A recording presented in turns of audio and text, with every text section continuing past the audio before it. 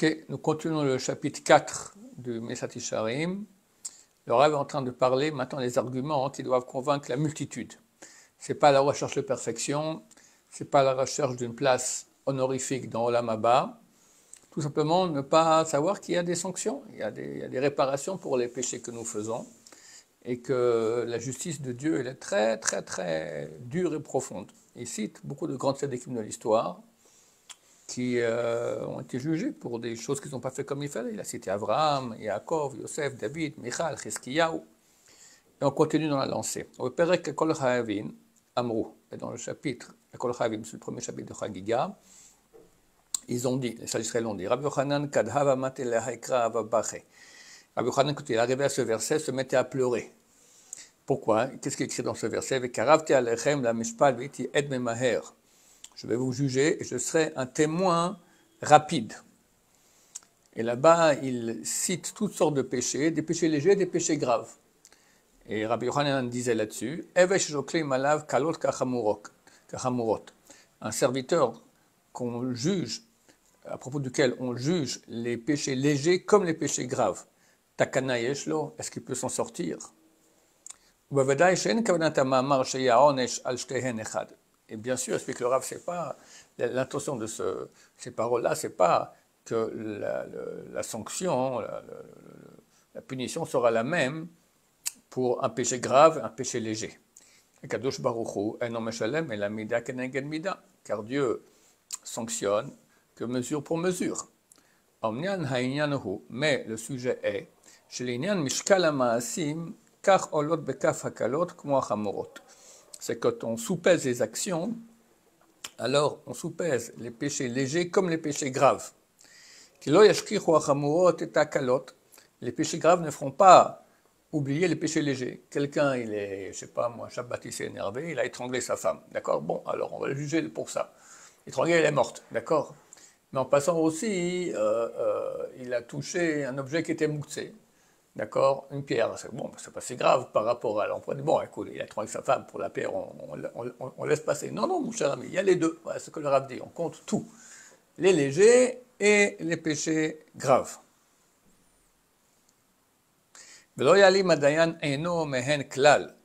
le juge ne va pas ignorer, va complètement ne pas ignorer les péchés légers. Kacher yalim, de même qu'il ne va pas ignorer les péchés graves, il ne va pas non plus ignorer les péchés légers.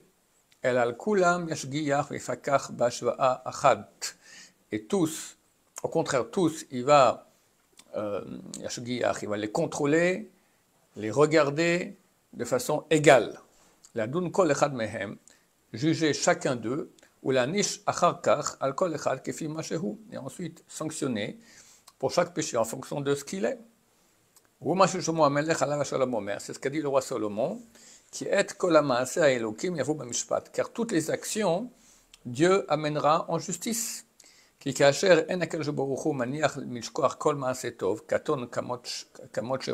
de même que Dieu n'oublie pas de compter toutes bonnes actions, aussi petites qu'elles soient.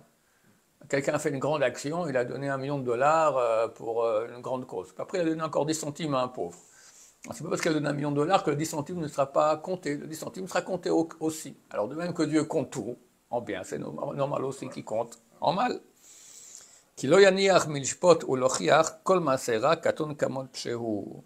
Car Dieu n'abandonnera pas de juger et de corriger pour toute action mauvaise, petite,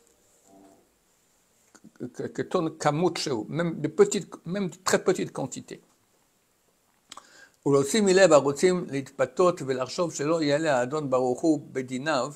Et ça, je le dis pour ôter du cœur de ceux qui veulent être tentés et penser que Dieu ne va pas compter les choses légères. Il ne va pas faire un calcul, les sous-peser. Et la klalahu, non, il y a une loi générale.